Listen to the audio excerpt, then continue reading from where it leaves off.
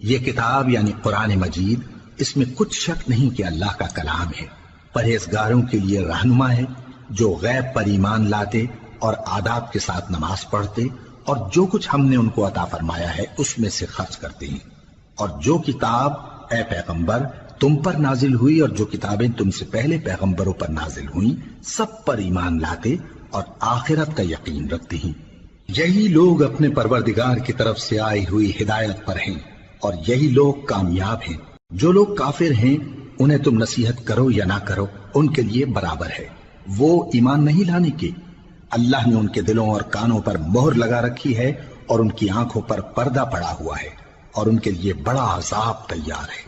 और बाज लोग ऐसे हैं जो कहते हैं कि हम अल्लाह पर और रोज़े आखिर पर ईमान रखते हैं, हालांकि वो ईमान नहीं रखते। ये अपने ख्याल में अल्लाह को और मोमिनों को धोखा देते हैं, मगर हकीकत में